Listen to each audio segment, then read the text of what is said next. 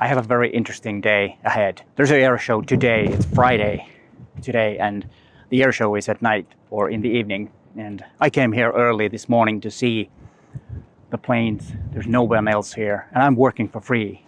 My job is to document what happens on the airport, where the where the planes are. Some of them are. Some of the other planes are on the other side, which I unfortunately cannot see.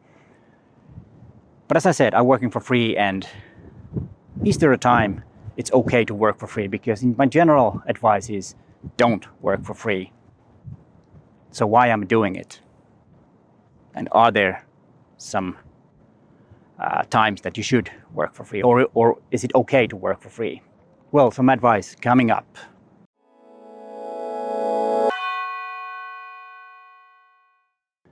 Hi there, my name is Peter Forsgard, and I am a professional photographer from Helsinki, Finland. And before I start talking about should you work for free or not, yes, I will talk about the gear. You probably can guess what I have. So let's start making some images before I talk about it.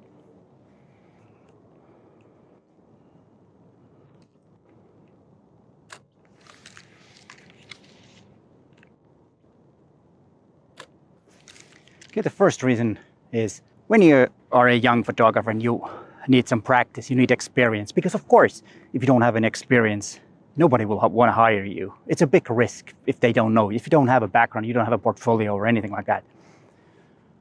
That might be the time. But don't make it a habit.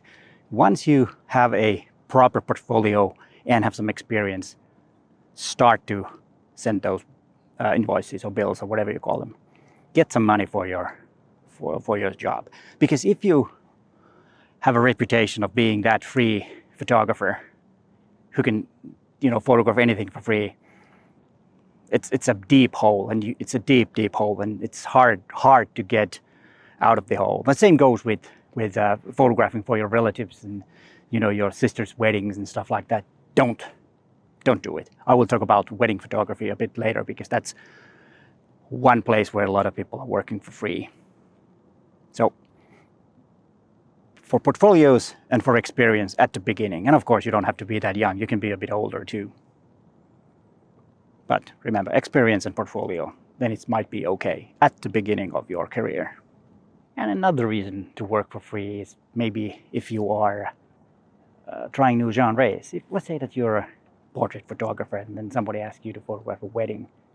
I wouldn't do it unless you are very experienced in photographing events and stuff like that, because it's a stressful thing to photograph a wedding. And even though let's say that you're making portraits, like I said, start being as a second photographer, and you can do that for free just to get the idea of what it is. And then when you have a small portfolio from that, or maybe 2 or 3 gigs that you made for free as a second photographer, then you might want to start selling your wedding photography packages if you feel that you're good and you liked it, because some of us don't like to shoot weddings. It's a stressful business. But that one thing, and of course any other genre that you might want to photograph that you haven't done before, just build up a portfolio. Like I said in the first one, experience and portfolio is the important thing. Then people can trust you, and you have the confidence of making those images. Because when you're working for someone, you need to be good. You can't just fool around and learn the hard way. But let's continue with other stuff.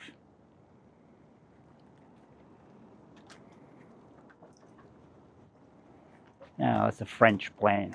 I think it's Rafale. It's taking part of the whole thing here. They even painted that one for the colors of the air show.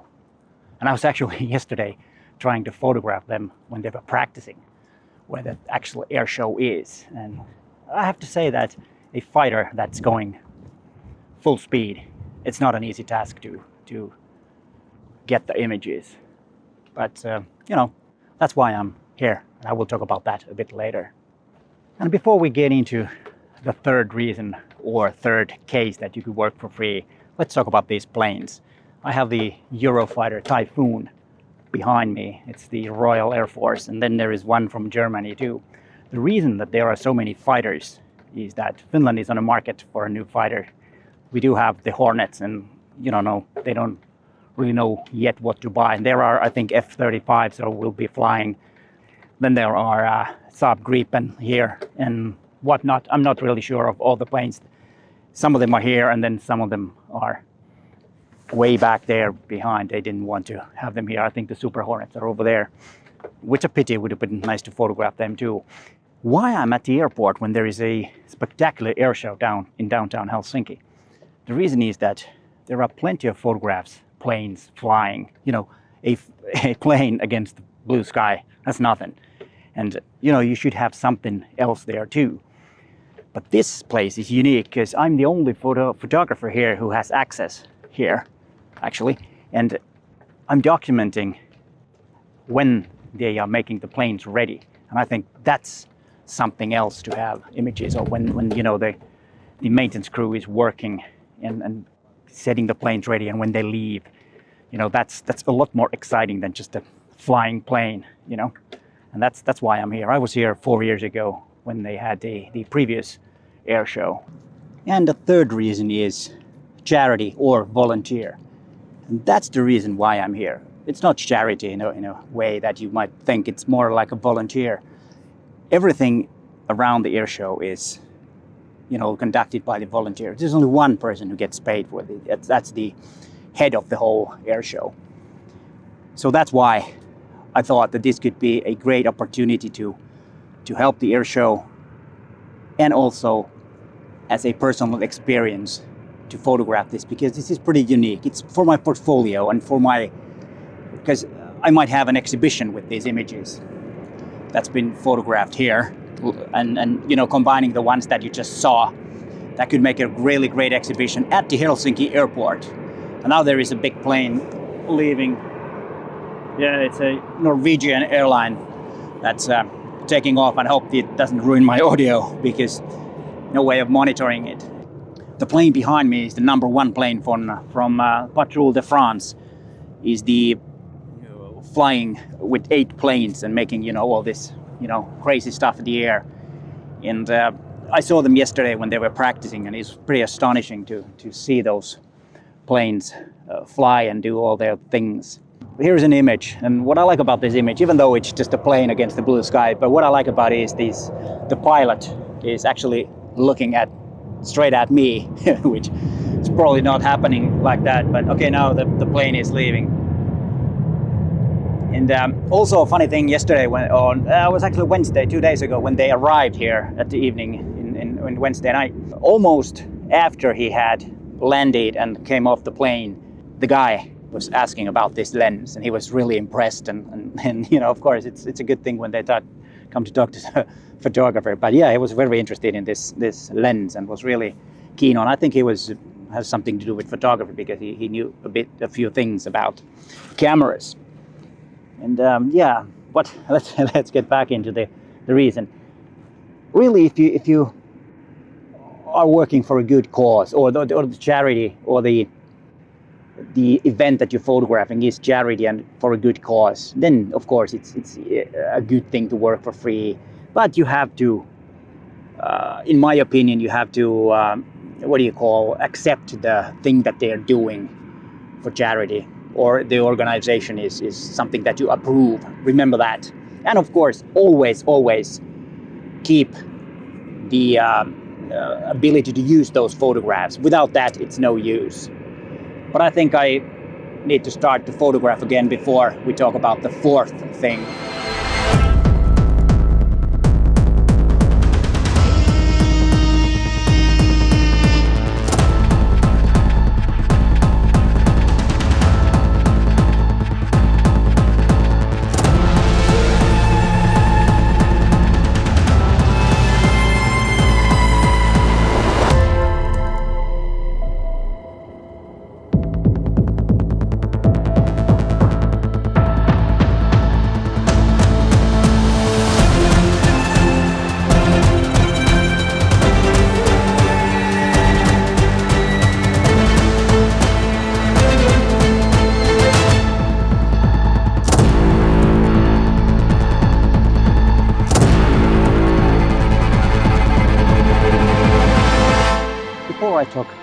the fourth reason.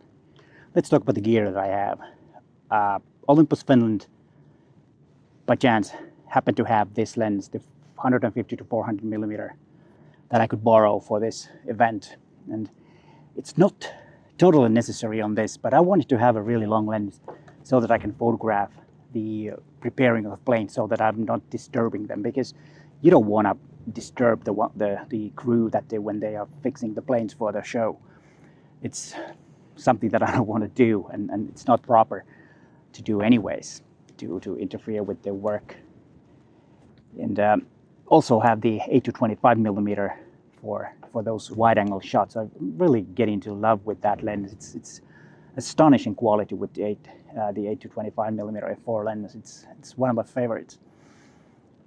But then let's go to the fourth reason, and that's documenting something. If we really think about that, maybe it's not working for free. If it's probably building up your portfolio when you're documenting something for future, and that might be something that someone else will use those photographs. Maybe your kids and their kids might be using those images from your archive or something.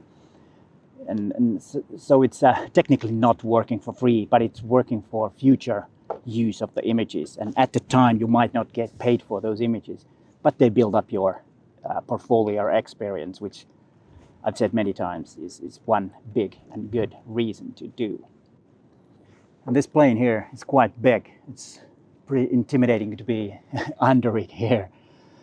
And it's a big cargo plane from France. I think they have the stuff for that Patrouille De France crew, because I didn't see this one coming, but the other one I saw. It's huge. And then the reasons when you do not want to work for free are the times when some company asks you to make and provide them images for exposure, because exposure is not a currency. I've tried to buy some beer with exposure. You guess what happened? Didn't get any beer or anything else with exposure. And I think that's something that you should not do if someone is asking. And another one is, because at least here in Finland, there are a lot of so-called competitions that companies will collect images for their archives, and then they use it for free. And then you might win something small. But the problem is that usually it's not only the winner's photographs that will be used, but every photograph that is sent might be used, even though if you don't win it, then they might use it online, on prints, or wherever. And never send images to competitions like that, which I think is a total ripoff. So never do photography for exposure, unless you're just starting out. Then it might be a different thing. But otherwise, don't. Never, ever do it. Did I say that don't do it for exposure? It doesn't work in the long run. And then another reason is that when the client doesn't understand the complexity of photography, and that's very common when you're doing wedding photography, for example. You might be tempted to do some wedding photography for your family or whatever. But always remember that it cannot be combined. You cannot be a guest and a photographer at the same time. It's just impossible, because as a photographer, you need to be constantly aware. You cannot sit and chat with your friends and have fun and have drinks during a wedding. That's not something that's plausible, or you cannot do that. You have to be 100% sharp to make those images. And if they don't understand the client that, then don't do it. The same thing goes with your company. If your employer asks you to photograph for something for free, and then you have to be, a host and a photographer and whatnot, then don't. It's the same thing. You just can't do it. Everything will be ruined.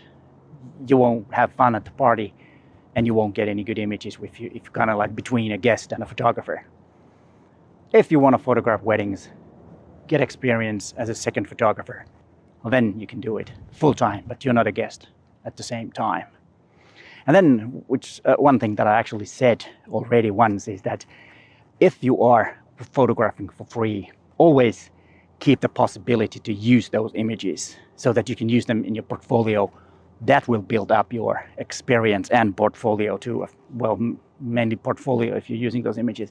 The photographing itself is the experience. So remember that, because that's the most important thing.